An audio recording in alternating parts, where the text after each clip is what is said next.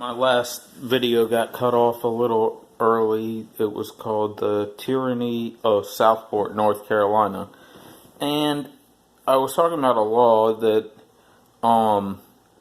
says that police officers can force you to help them enforce whatever law they're enforcing at the time. And it may sound a little far-fetched, but that is straight up slavery. There's no other way to cut it. I mean, they're saying they own you. I mean, at that point, they're not saying they're going to pay you for your labor. They're not saying, if you think the law is unjust, you don't have to do it. They're just saying you have to do this, which is, typical government shit.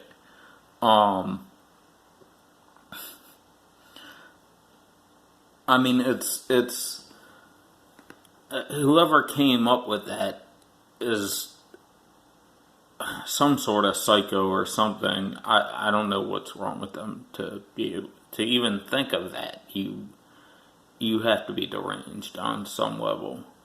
I wonder how many places have that too. Like, is it just here? I don't know. Probably California has that.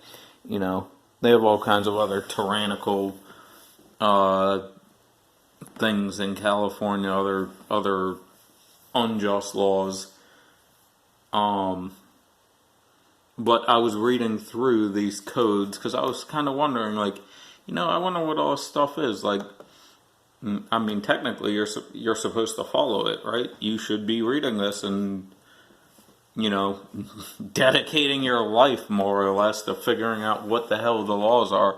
Because I doubt there's no one out there that knows every law where they live. I mean, a lot of them are totally contradictory with the federal government, too. They have one here that says you can't carry certain types of weapons at parades. Well, so the Second Amendment just goes out the window. Because that applies to... the Second Amendment applies to all arms, not just firearms. It's every single arm you could think of. And most objects could be arms, in a way. Like this cup here, I could hit someone over there with that. That's an arm. I mean, if it's used in that manner. Anyways, I guess, what is it, an assault cup? Here, look, it's dangerous. Ooh. But,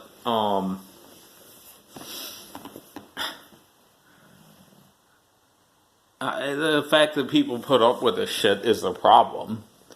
That we don't just ignore it. We should just ignore it. All of us should ignore it, and they wouldn't be able to, they would have a tough time forcing everyone to obey them.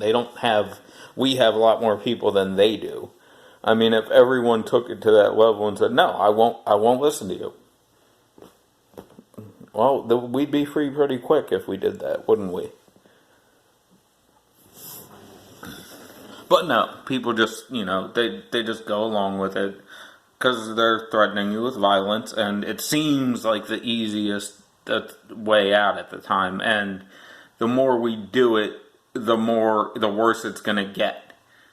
I mean, over time, it's actually a much more difficult path to take, to just go along with it, because it creates the situation we're in now. And I mean, people are going to wonder, they wonder how Nazi Germany happened. How could those people let that happen? Well, they were afraid to speak up. And you see what happened as a result. The horrors of Nazi Germany. I mean, everyone can look back and say, oh, that's terrible. But it's the same type of people, that you put up with it. And bad shit happens. What'd you expect to happen? And stop being so afraid to speak, We have a First Amendment, but we don't exercise it the way we should. So what? You have it and don't use it. That doesn't do much good now, does it? People think they're, yeah, so what? We do have a right to speak. And nobody, people censor themselves. They have the First Amendment. Yeah, what? 1 second, I'll go. What? You're interrupting me. I'll be back.